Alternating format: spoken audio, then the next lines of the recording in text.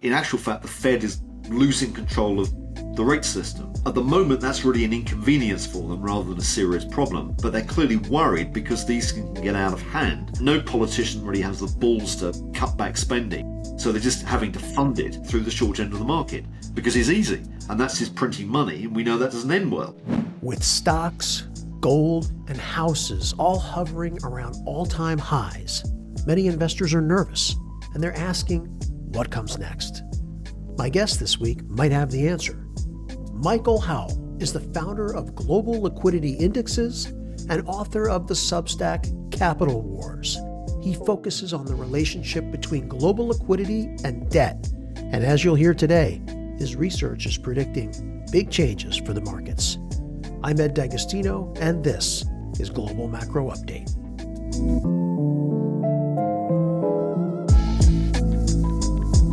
Michael Howell, it's great to have you. First time being on our podcast, so welcome. It's a real pleasure. I've watched many, many interviews with you and always wanted to have a chance to speak with you directly. Well, thank you, Ed. It's very good to be here. Your whole framework is based, if I understand, on global liquidity. And I don't want to spend too much time on it, but for those out there who aren't like me and just spend my nights and weekends watching YouTube videos about finance, maybe you could give us a quick summary of sort of how you, I know it's a complex topic, but how you generally approach liquidity and how liquidity forms your framework for how you look at the markets. The genesis of it all basically came when I worked at Salomon Brothers, the former US investment bank, which is now part of Citigroup. And Salomon Brothers, when I worked for it, was the world's biggest bond trader and, very big in fixed income markets. And basically Salomon used to organize its offices around the world with centered around a huge trading floor. And that trading floor was, clearly visible to everybody. You could just look and watch, and you could watch money flow around the world. And that was pretty much the whole idea behind global liquidity, because it was very clear that in financial markets, and this was very much a mantra of Salomon Brothers at the time, there is no unrelated event. So if you saw one particular desk suddenly get lots of business, it was probably likely that was shifting from another desk somewhere else. So it could have been that US Treasuries were getting a lot of money, but it may have been that US equity or Japanese equity were losing funds. So you could actually see how money was moving physically almost, or tangibly around the world just by looking at these desks. So that was really the genesis of the whole idea of global liquidity. What it is in terms of our measurement is clearly not measuring what happens on an individual trading floor, but it's much more aggregative than that. And what we do is we look at the flows of money that are traveling through world financial markets. So it's not a measure that economists are familiar with like M2. In fact, in many ways, we say that our definitions of global liquidity pretty much start where traditional measures of M2 kind of end. And the reason for that is that we're looking at things like repo markets, we're looking at shadow bank activity, we're looking at cross-border flows. These are the things that really matter when it comes to driving financial asset prices. And the third thing, which I think is worth spelling out, is that financial markets no longer work in the way that sort of textbooks describe. I mean, there's, you can look at the maths of how you discount a flow of earnings and why that's supposed to sort of drive an asset price. But in reality, it's very different from that, because capital markets are no longer about raising money for new capital investments. They're much more about rolling over existing debts. And what we're sitting on in the world economy now is something like $350 trillion of debt of all stripes. Government debt, corporate debt, household debt, etc. And that debt is not infinite, and this doesn't last forever. It's got to be refinanced. And the role that financial markets increasingly take is they're basically debt refinancing mechanisms. And that debt has to be rolled. So if you've got an average 5-year maturity on a bond, and you've got $350 trillion of debt out there, you need to roll 70 trillion of debt every year. So that's a big ask, because it's basically what we're talking about. We're talking about 3/4 of world GDP being rolled in financial markets from debt transactions. And that requires balance sheet capacity. And that balance sheet capacity is what we think of as global liquidity. So that's really both the genesis and the definitions of what we're talking about. How does global liquidity and debt factor into public markets of all types? Like how do you leverage that as a framework for informing investment decisions? The first thing to say is that liquidity tends to be fungible. In other words, it moves and it can shift from place to place, particularly when you're outside of crises. In crises, liquidity tends not to move. It tends to be stuck. People, freezes, people sit on it, then don't move it. But generally, it's fungible, so it will shift around. So if you have situations where there's too much liquidity in a financial system, what you'll basically start to see is that liquidity will go into, well, the vent will probably be higher asset prices. If there's deficient liquidity, then you're going to see periods of financial crisis more likely. Now, we can probably show that, and I can show you that in a diagram, and I'll come back onto something a little bit more, maybe more interesting about current developments in a second. But if we start maybe with this slide, which looks a little bit daunting because it's a schematic diagram and there's quite a lot of words on that. But let me just sort of focus on what this is really about and why it matters. And this is saying that if you look at the global financial system, really post GFC in 2008-9, what you've got at the heart of it is a debt refinancing system that has a debt liquidity nexus right in the center. And what that really means is that debt needs to be refinanced, and to refinance debt you need liquidity. But the paradox in the financial system is that liquidity is increasingly collateralized, and it requires existing debt as its backstop or its collateral. So you'll see written on in red lettering on the top left of this, 77% of global lending is now collateral based. Well, that's actually not our figure, that's a World Bank figure. And what it's saying is that, people can think of a very straightforward example like their home mortgage. Domestic real estate, if you've got a mortgage, is essentially a collateralized loan. But if you extend that out to financial markets, if hedge funds are borrowing to do something, let's say, called the basis trade, where they're effectively buying cash bonds and they're shorting futures, they will actually be borrowing from dealer banks, and they'll be using US Treasury bonds as their collateral. So they'll be borrowing against that. So most borrowing in financial markets is backed by collateral, and that collateral tends to be government bonds in some form. It may be bills, it may be notes, but whatever, it tends to be, it may be US Treasuries, maybe German bonds. But it tends to be basically some form of solid financial instrument. Now, that's at the heart of the system. And what you see are two wings here. One is on the right where it says refinancing. So that's turning liquidity into debt, helping to roll the debt over. And then you've got the other wing on the left, which is the repo collateral wing, which basically says that in order to get liquidity, you need debt. Now, either of those two sides can break down, but what tends to break down is the collateral repo side first. Now, just to show what this means, and I'll pause after this slide because there's obviously a lot of ground to cover here. What this shows is the ratio between debt and liquidity in the world economy. Now, the big problem we've got as a society, as a Western economy, is there's just way too much debt in the system.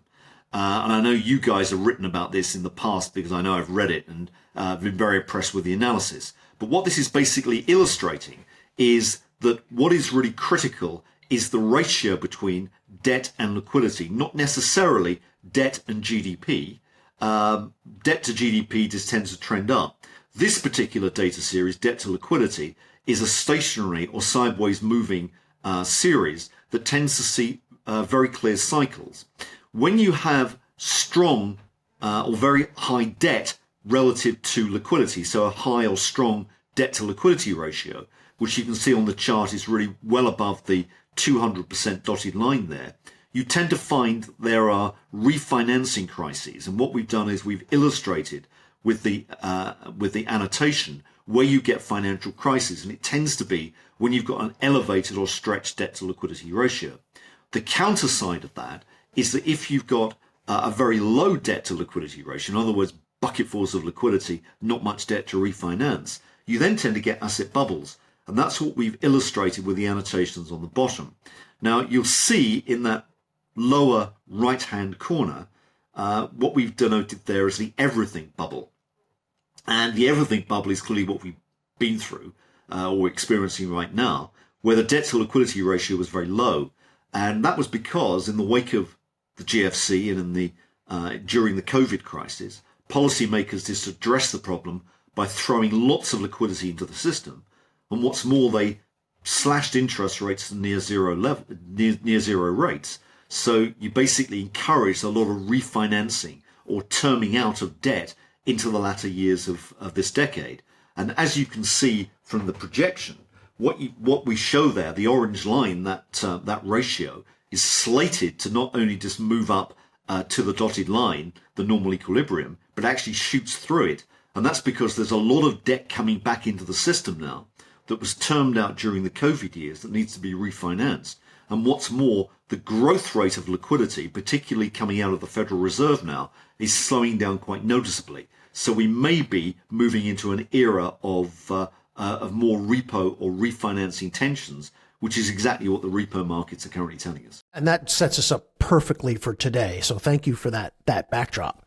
And that is the question, right? Where are we today, and where do your models show us going? Because you could make the argument that liquidity is going to increase a little bit, at least from the Fed, right? And they've announced that they're stopping tightening. They're not going to let their balance sheet run off. And then shortly after that, it's sort of hinted that they might be not easing, but easing, I think is how you put it in a note that you sent on your Capital Wars Substack this week. So which is it? How can you be easing without easing, and why is that? How does the repo market fit into that? I think there are maybe three questions there. So let me just try and do each one in turn. The first one is where are we now in the cycle? This chart here, which is really the centerpiece of what we do, is looking at the global liquidity cycle. This is for the advanced economies. So it's pretty much everything apart from China is in there, or China and emerging markets, but China is the dominant missing economy. And we've taken China out really because China is at the moment quite erratic in terms of its liquidity, which we can dig into later. But for the best part, this is showing the major advanced economies. Now, what this illustrates is a cycle that goes right back to the 1960s, and this is looking at the momentum, not the level. Let me stress the momentum of liquidity through world financial markets. Now, that cycle is a refinancing cycle. And what we've done is we've put on top of that a sine wave. Now, that sine wave, we estimated using something called Fourier analysis back in year 2000, so 25 years ago. And we haven't altered the frequency of that since that time. So what you see is what you get. And it seems to be lining up pretty well with a 65-month cycle. Now, independently, an organization called the Foundation for the Study of Cycles contacted us earlier this year and said, could we have your data? Because we do a lot of very rigorous cyclical analysis, and we like to test out your claims that it's 65 months. And I said, yeah, sure, here's the data. Take a look at it. They came back and they said, well, lo and behold, we find exactly the same result. All our algorithms are pointing to the fact that there's a repeating 65-month cycle. So apart from the fact that's reassuring, real question is why? And I think the answer that I would give is that that's really the average tenor of global debt. So 65 months between 5 and 6 years is the average maturity length of debt in the world economy. So that, to me, sort of fundamentally suggests that this is a debt refinancing cycle, in the same way as if you sort of picked up a textbook, an economics textbook, maybe of 40, 50 years ago, they'd be talking about a capex cycle. And the capex cycle was really arose from the fact that the depreciation cycle of a fixed investment was around 10 years. And that's what people thought was a 10-year decennial cycle. So now we've got a cycle which is between 5 and 6 years. It's not a capex cycle, it's a debt refinancing cycle. And what you can see with the latest data is that this bottomed almost exactly on cue in October of 2022. It's been rising ever since, but it's just inflecting now. Now, that inflection may be a meaningful one. I mean, clearly, if you look at the data historically, I mean, there have been false dawns So it's possible it goes up again. But the question is to try and understand what policymakers are doing. So the key one is really the US Federal Reserve. So let me turn to what the Fed is up to. This is the chart that we really need to look at, which is looking at the growth rate of Fed liquidity, which is answering your second question about what is the Federal Reserve really doing with its balance sheet, or maybe more generally with interest rate policy. Now, let me start with the interest rate policy question. I think in a world where you've got huge amounts of government debt and where the government is making significant transfer payments into the private sector, it's very unclear to me whether higher interest rates or lower interest rates are stimulatory or not. I think it's a really grey area. So in other words, if you're doing a lot of transfer payments from the government and the Federal Reserve decides to cut interest rates, you're actually slowing down transfer payments, and that is a loss of income, and that should actually be, for a large part of the economy, actually an economic drag because you've got lower income.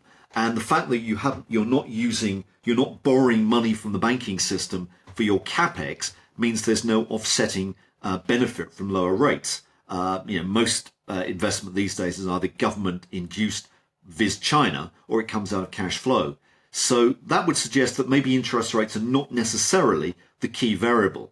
And what you need to look at is really the amount of liquidity that policymakers are actually injecting into financial markets.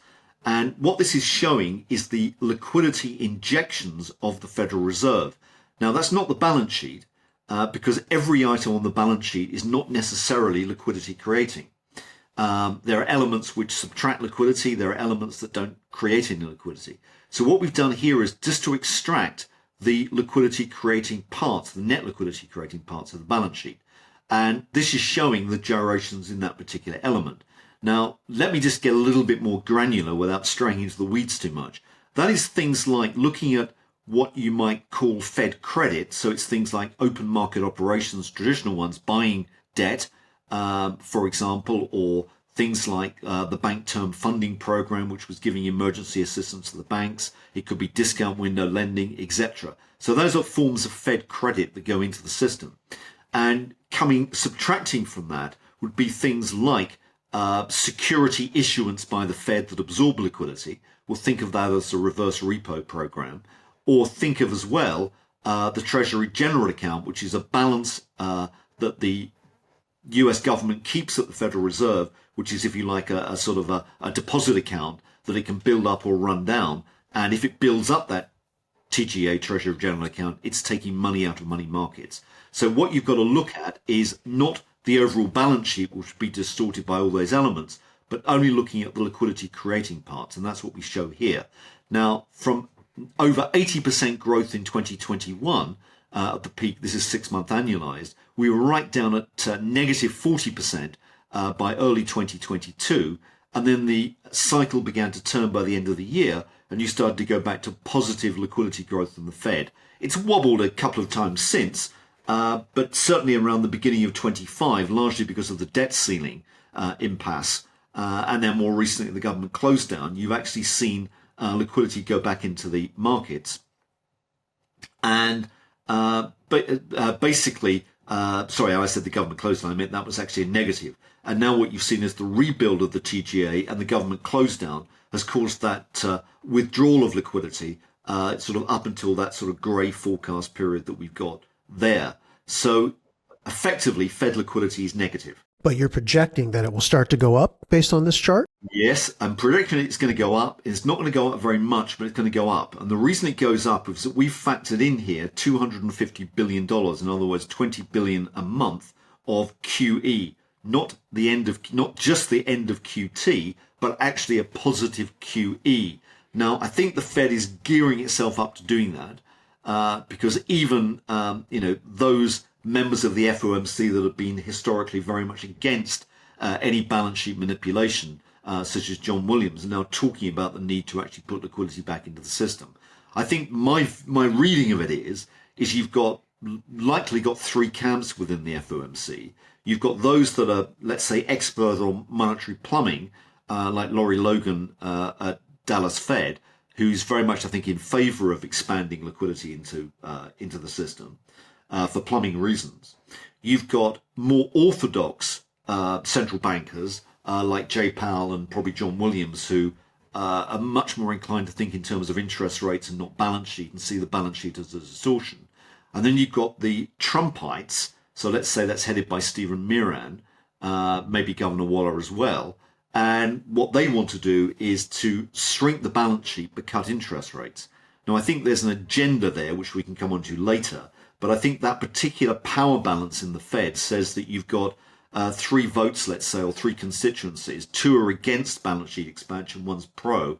So what you may get is a slim increase. And that's what we've factored in here. Can I ask you how issuance, Treasury issuance, factors into this? Because someone pointed out to me recently that the recent stablecoin regulations have had a meaningful impact on the issuance of short-term treasuries. And my understanding is that stablecoins need to be backed solely by short-term U.S. treasuries, and that was sort of a stealthy way for the Treasury to be able to issue vastly more debt, essentially. So how does that factor into this? It's a very good point. I mean, there needs to be a lot more debate about the whole stablecoin issue, because I think it's a big one. And I think it matters not just for the US financial system and this monetary plumbing, but it also matters in particular for the world economy, the international monetary system, and really the role of the dollar in the long term, where I think there's a compelling case to argue that rather than de-dollarization, which is the sort of media cri de coeur, you're actually going to get a re-dollarization, paradoxically, because of stablecoin. That's another question. Now, on the question of domestic issue or domestic issuance, the policy under Janet Yellen was very much to focus on the short end of the market and do a lot of bill issuance. And Treasury Secretary Scott Bessent has railed against that and said that sort of is bad economics, bad finance, whatever. But sadly, he's sort of going down the same route, probably because he can. It's a very easy funding mechanism. Now, as you rightly say, if you've got stablecoin, and stablecoin are clearly very big buyers of treasuries, they tend to prefer, or they tend to skew into the very short-dated end of the market, so bills and short-dated notes. And that's what the Treasury is definitely starting to issue.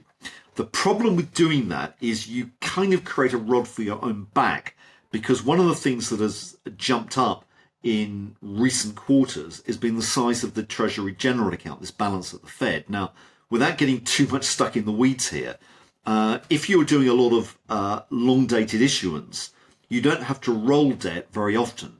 And the Treasury general account was set up with the notion that it would basically be a balance that would tend to correspond to about 5 days spending by the government.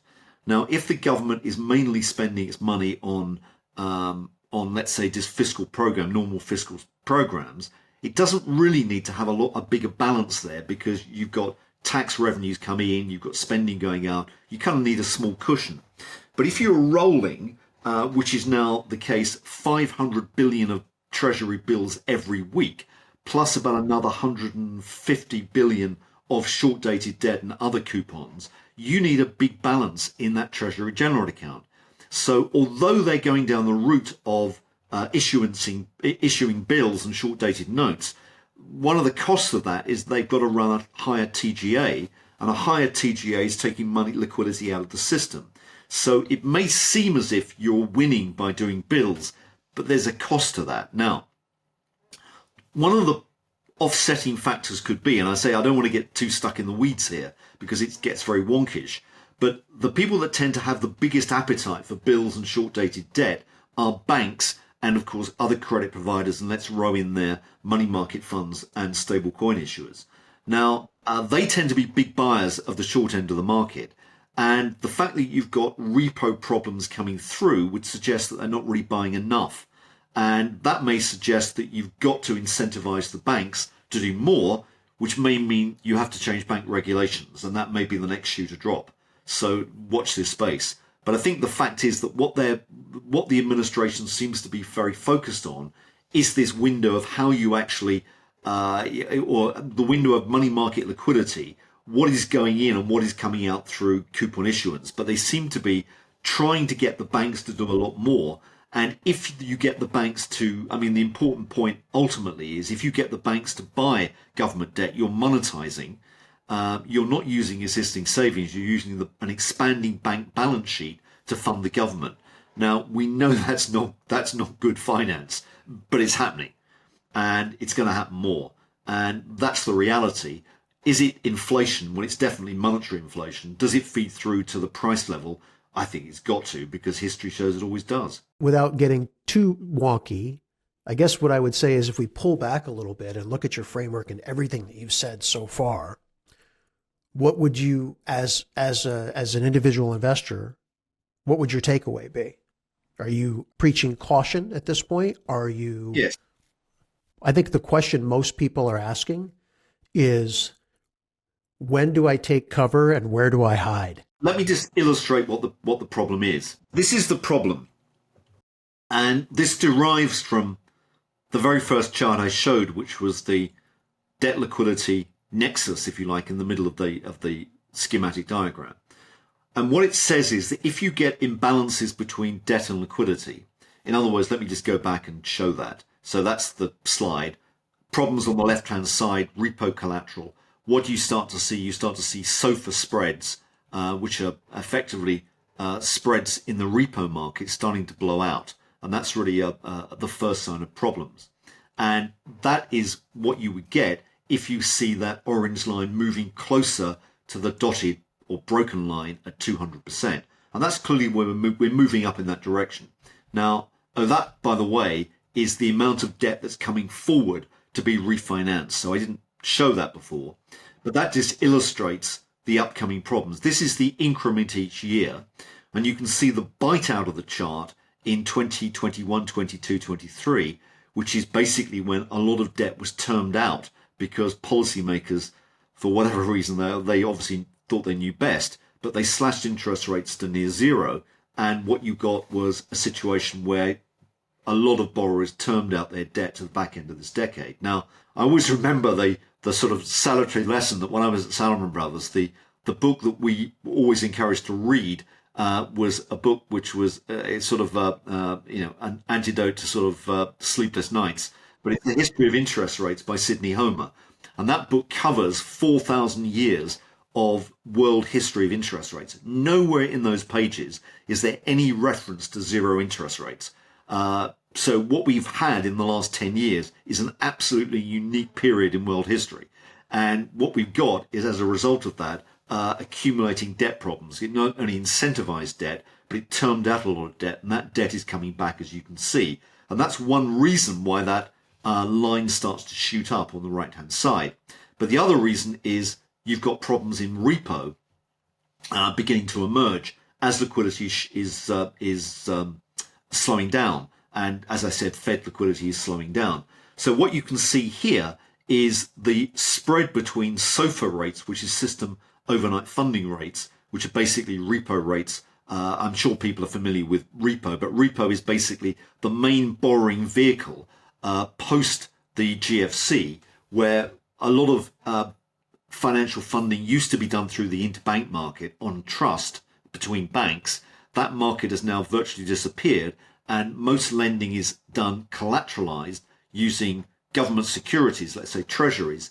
And in other words, what you do is you post a treasury to a dealer bank, and effectively you will promise to buy that back in a certain period, maybe overnight, maybe 7 days, but you get a loan against that, and they will lend you, for argument's sake, 95% of the collateral value to borrow. So that's how it works. And this is the rates that you're charged for that. Just to make sure we're keeping everyone with us, that's essentially what you were talking about when you talk about the plumbing of the system, correct? Exactly right. That's really the underlying plumbing. And the plumbing, the point being, is that the plumbing has changed radically since the global financial crisis. Okay.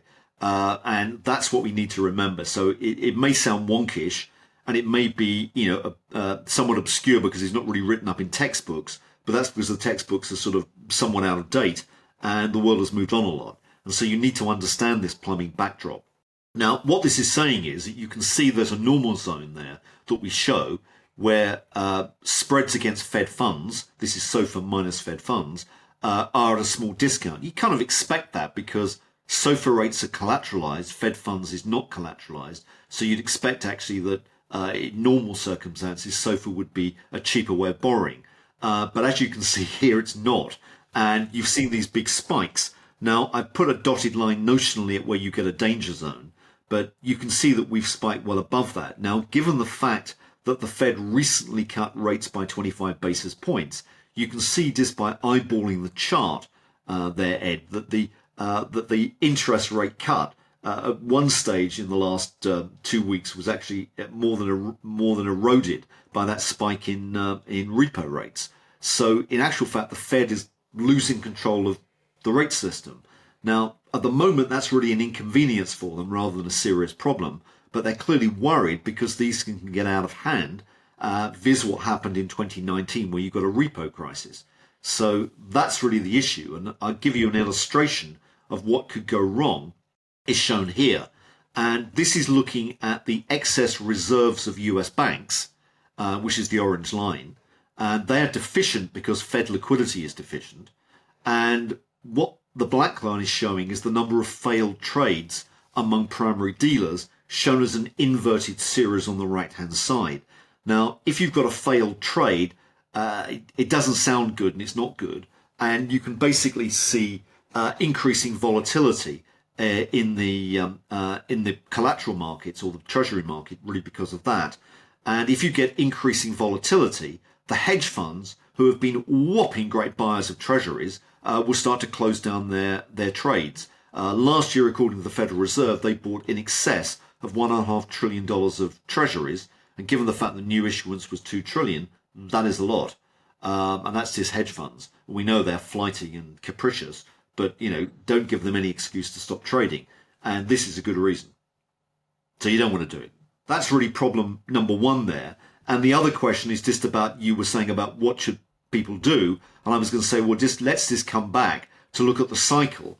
And the cycle is around a peak. So how should you view that? Well, I do that in two ways. One is to say, look, here is the normal track of a liquidity cycle as a dotted line, shown there as the average over the 1970 to 2025 period, with zero in the middle of the page being at the trough and months being calibrated either side to the left or to the right, before or after. The red line is the current cycle. So it looks as if we're getting very late in that cycle. And how do you operate in terms of an asset allocation? Well, we say, look, you've got on the left-hand side a notional liquidity cycle. On the right-hand side, we dovetail that with the asset allocation cycle. There's some overlapping. If you're in the upswing of the liquidity cycle, you're risk on. You want more equities. Around the peak, you want to be thinking about commodities. In the downswings, you want to be risk off and moving more towards cash. And then by the trough, you want a lot of government long duration bonds. So that's how the asset allocation tends to work. And in terms of simple traffic lights, that's pretty much how we view it on this diagram. So in our view, to put, to nail our sort of colors to the mast, I mean, we think the US market currently is in speculation. Therefore, you would have that kind of asset allocation. Other markets, Asia, emerging Asia, Europe are probably late calm, but that's maybe dancing on the head of a pin a bit. But we think we're very late cycle. But if you then look at how this has evolved over the last 3 years, you can see that it's almost been, a perfect or very normal, at least, liquidity cycle, investment cycle. But it's been a very abnormal economic cycle. And it may be that the economic cycle is distorted by the overhang of debt or excessive government spending, I don't know. But if you just run through this, you'll see in rebound that we were from late 2022, you wanted, some risk on, but, as the amber traffic light says, proceed with caution, go, but proceed with caution. Equities, credits, green lights, so go fully into those. Commodities, bond duration, don't try that. Calm phase, which is really, let's say, for the last 18 months. You want equities, you want probably, bit of credits, but proceed with caution. Commodities definitely picking up.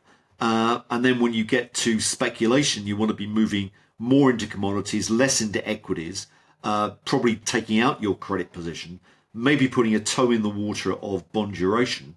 And then when you get to turbulence, you want to be out of the risk assets and much more into the safety of bond duration. And then if you look at industry groups, same analysis on the right. You want cyclicals on the way up, you want defensives on the way down. Note the fact that a lot of the consumer staples in the US have had very bad relative performance over the last 2 to 3 years. That's not surprising. Technology has been a real winner until recently, but that may say that we're into the speculation phase. You've got financials which have had a stunning 18 months, now probably just coming to the end of their term. Energy commodities, picking up. Certainly mining stocks have been very strong this year. So you kind of get the idea. And I should say this is not, the traffic lights have not been adaptive for the current cycle. This is what we always use.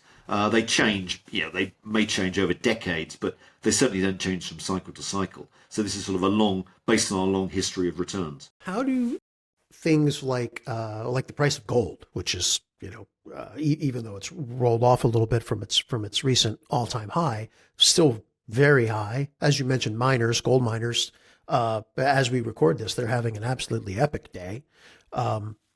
What signals does something like extremely high precious metal price send to you? Well, I think it's a very interesting point. I think the thing is that what you've seen is, and I'm sure you're familiar with the normal charts which look at things like gold prices against real interest rates, and historically that's always been a very nice inverse correlation. So when you get very high real interest rates, gold prices are low, and vice versa. So gold, the cost of carry of gold tends to be a sort of negative drag on the price.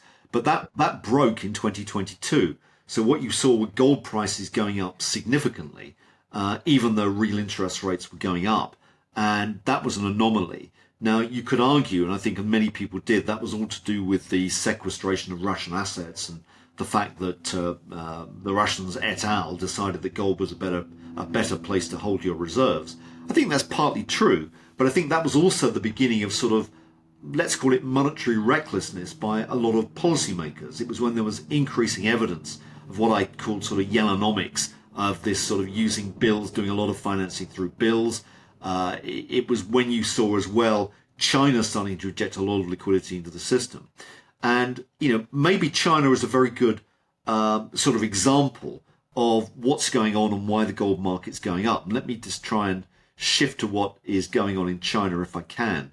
I should just stop at this chart because I think I didn't tackle this one, but this was also an important point en route to explain the asset allocation for US investors. This is showing in red the aggregate I spoke of, which is Fed liquidity. So that's shown in billions of dollars on the right-hand scale. And the projection into 26 is shown as by the broken red line. So, we think it bounces, but doesn't bounce much. It's sort of, a bit of a sort of belly flop and whatever. And if you look at the orange line, that's the S&P 500, but it's lagged by 25 weeks. In other words, 6 months. So we've done that to try and give a sense that when you see strong Fed liquidity, the market tends to be buoyant.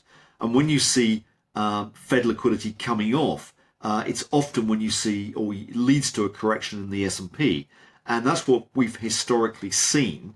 And maybe this time is no different. So it's worth sort of thinking about this chart. You really want to see Fed liquidity moving up a lot more. What I actually find most striking about that chart is the behavior or the amount of Fed liquidity prior to the Lehman crisis.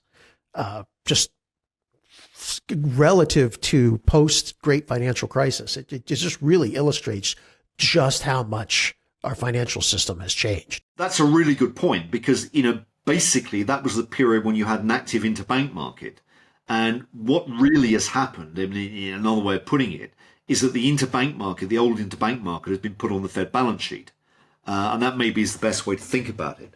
So it was, the period before that, before Lehman, you saw most liquidity was created, certainly in our terms, by things like shadow banks. And post-Lehman, it wasn't. The quantitative easing by policymakers has been really important in goosing the system or slowing the system down. Has it impacted your work? Has that change been? I think it's probably irrefutable, right? That it's changed the market cycle, the economic cycle Has it impacted the liquidity cycle in the same way? You raise a really important point, because I think it's had a much bigger effect on the economic cycle, because it's basically opened the door to much more active government. Okay. And fiscal spending has been a much bigger driver of economies since the GFC. That's for sure. With all the consequences like debt, it hasn't affected the liquidity cycle per se. It's affected the composition of the liquidity cycle enormously. So central banks are way more important in terms of the drivers of liquidity than they were before.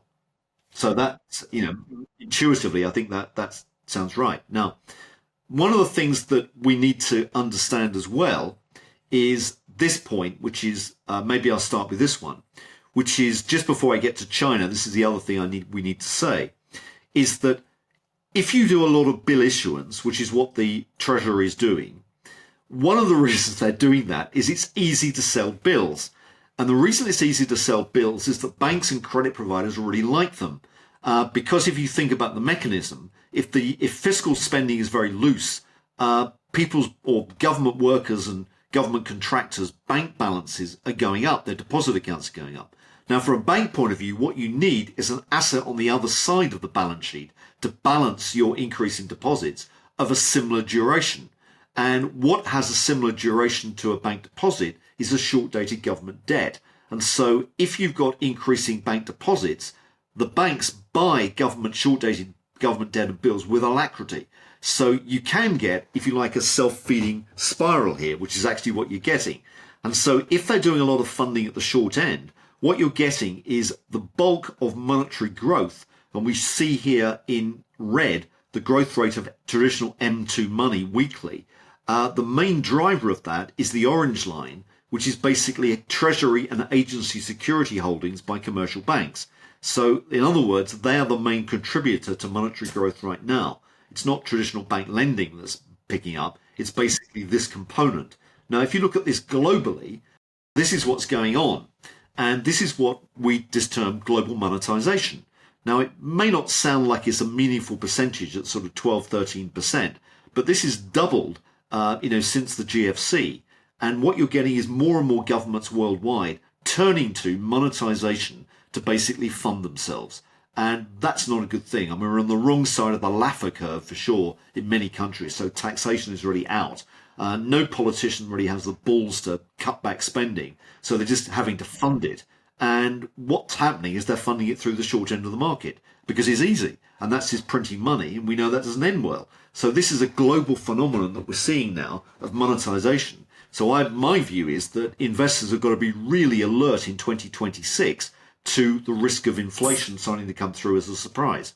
But that's another question, but it neatly fits into the gold picture. So let me go on to gold and what is happening in China. Now, if you look at this chart, this is the debt liquidity ratios of Japan and China. This is very similar to the chart. In fact, it's the same ratio that we saw earlier for the advanced economies, but the advanced economies are probably dominated by America, and you saw that ratio was very low, but here the ratios have been high. And Japan, which is shown there in black, as we know, or had a big debt problem.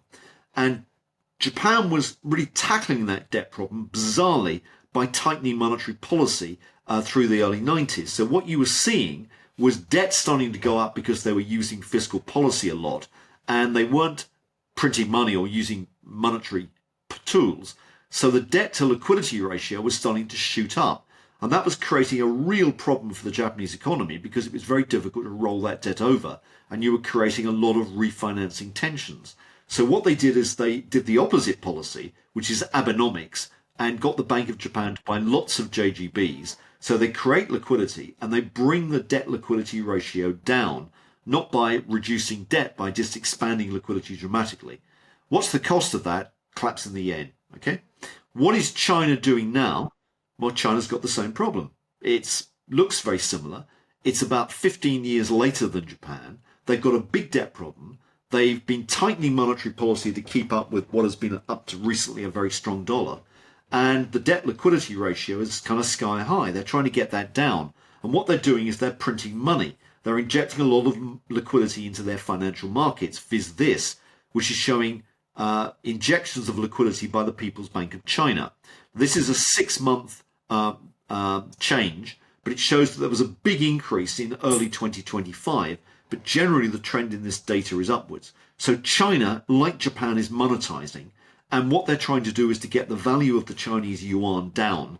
But what are they trying to devalue against? Well, in my view, they're trying to devalue against real assets, and they want effectively paper money to be devalued against the value of real estate generally in their economy. That's where the problems are. But another real asset is gold. So if you look at this chart, this is the yuan gold price, and this is what I think they're targeting. And I think that it's China that is driving the gold price. And I think the main reason that you saw this decoupling in 2022 was really because China started to accumulate gold aggressively, but also has started this process increasingly of monetization. So this is the process that they're going through. And what's more, it neatly dovetails into the view that if China is reliquefying its economy and trying to get growth up, that's also going to be positive for commodity prices, which is what this chart is trying to show, which illustrates Chinese liquidity injections in orange, going back a lot further, is shown as an index to make this sort of comparable. And the black line is the CRB commodity index. Dotted line is without energy, solid line is with energy prices. But you get the idea that more Chinese liquidity tends to be positive for commodity prices, simply because the PBOC controls the Chinese economy, and the Chinese economy has a big industrial footprint, so it sucks in commodities. And we think that you're going to get continual commodity price appreciation. And that's, after all, what we suggested right back here in the cycle when you look at this diagram. We're at the peak of the liquidity cycle. So happens China's also adding fuel, but commodity markets should be, the place to be. I have a good friend who is a capital allocator, very, very active in Asian markets and in China. And he would say two things. He would say China's debt doesn't matter all that much because it's mostly internal. And he would argue that the Chinese government is trying to push savers from focusing so much on real estate, which was their traditional way of saving, and trying to push them into the stock market. So his theory is that there is going to be a continued boom in Chinese stocks. Curious what your thoughts are on those 2 points. That would follow as well from our view, because the way that we see it is maybe through a slightly different lens, but I think you get the same result, and that is that if China is trying to monetize or reliquefy its economy in the same way that Japan did through Abenomics, or the BOJ being more active, you're going to get a lot of liquidity thrown at the system, and that will spill over into many asset markets, including equities, and therefore you're going to get the same end result. And I think that's what we've seen this year with some big gains in the Shanghai Composite Index. So I think that I think the result is the same. I still think they probably have to get real estate prices up. So I think the legacy you've got in China is, the great paradox that no one seems to focus on here is that China is not by any means a socialist economy. They've got a very regressive tax system, and they've got no welfare spending. So I don't know what's socialist about that. It's just basically a sort of planned economy, a strong command economy, if you like, from that perspective. But it's certainly not a socialist economy. And the fact they haven't got a welfare system means that people have gone into real estate for their pensions. And so, unless you're going to disenfranchise pensioners and notional pensioners in the future, you've got to get real estate prices up in some form. You made almost an aside comment about Japan and what they're doing and how it's ultimately going to result in collapse. Did I hear that properly? I don't think it necessarily results in collapse. I think the thing is that it certainly results in the collapse of the yen. I think that's for sure, because they've basically reliquefied so much. They've got to get out of their debt problems. And the only way that you get out of debt problems is by printing money. You can't do any other way. Well, unless, of course, you get growth. But the ability of governments to choose growth it just doesn't exist. Certainly the policies that all Western governments run are just not conducive to growth right now. So the only way you can do it is basically by printing money. And hoping for the best, trying to get your currency devalued against something, probably gold. And so our view is you've got to have monetary inflation hedges generally. Japan is just one example of that. China will be another. The West, in some ways, the West has made great progress in terms of getting its debt contained. But the problem is that if you look at the public sectors in many economies, the welfare commitments are so great that debt problem starts to reaccelerate once again. And that's the problem we've got looking forward. So, we did a little exercise which said, if you look over the next 25 years, it's quite likely, and this is actually, not a particularly controversial point, but you'll get a debt GDP ratio in the US of over 250% of GDP. Okay. Now, that's actually pretty similar to what the Congressional Budget Office comes out with, which is a bipartisan, supposedly independent body. So they're thinking about very similar figures. Now, if you take that 250% of GDP and say, well, actually, what does that mean? Well, if you said that the value of debt in the US, federal debt we're talking about here, not general debt, federal debt, and we assume that federal debt stays constant in real gold terms, what would the gold price have to be by 2050 to keep the real value of debt stable? And the answer is the gold price would have to be $25,000 an ounce, which is actually quite an eye-watering figure. It would have to be $10,000 an ounce by the mid-2030s. So you kind of get the idea. Now, people say, oh, that's fanciful, it's never going to happen. But actually, look back over the previous 25 years. The value of federal debt went up tenfold. The S&P went up barely 5 times, okay, and gold went up 12 times. So gold more than outpaced the increase in federal debt in the last 25 years. And all we're saying here is to match it, you've got huge gains in gold. But what is true of gold is going to be true of Bitcoin and maybe cryptocurrencies. And one of the things that we often do is to sort of share this perspective, which is looking at the growth rate weekly of global liquidity and changes in the price of Bitcoin. Now, this particular index that you see here is called BES, which is an average of Bitcoin, Ethereum, and Solana. So it's an aggregate of crypto, but the same thing applies. Now, that's not a one-for-one correlation, but it's not bad. And global liquidity here has been advanced by 13 weeks, so 3 months. And it's predicting what will happen in terms of the movement of the crypto market. Now, the point we make here, which is that the most sensitive, liquidity sensitive asset probably on the planet is crypto, or let's say Bitcoin for argument's sake. What does that tell us? Does it tell us that Bitcoin is a canary in a coal mine, and the recent sell-off in Bitcoin is an omen for other risk assets in the next few months? And I think the answer is it could well be, simply because we're seeing Fed liquidity under a lot of downward pressure. I'm absolutely fascinated by your work. I could extend this interview with you another 2 hours, time allowing, but I'll give you a reprieve. I'd like to ask you, and I know, but I want all of our viewers to know, where can they learn more about you and your fascinating work? The best way is through Substack. So we've got a Substack called Capital Wars. That is the title of a book I wrote about 5 years ago, which was explaining all the stuff about global liquidity and the challenges ahead. It's called Capital Wars, not Trade Wars. Trade wars are the veneer on top. But what we're really talking about is the struggle for capital and capital dominance, and who is going to be the dominant currency, in the 21st century. And, our hope is it's the dollar, but, there are clearly challenges out there. But Capital Wars is the best route, I think. We have an institutional service that you can get from CrossBorderCapital.com, and we provide a lot of data for quant funds or whatever. But Capital Wars or CrossBorderCapital.com are the best vehicles, I think. Fascinating conversation. I hope we can get you back on a regular basis, Michael. I appreciate your time. Well, that's very kind, Ed. Enjoyed it enormously. Thank you. Thanks for watching. And make sure to sign up for our Global Macro Update weekly email, where we send you a link to the latest podcast, a transcript, and a roundup of our latest thoughts on markets, geopolitics, and the economy.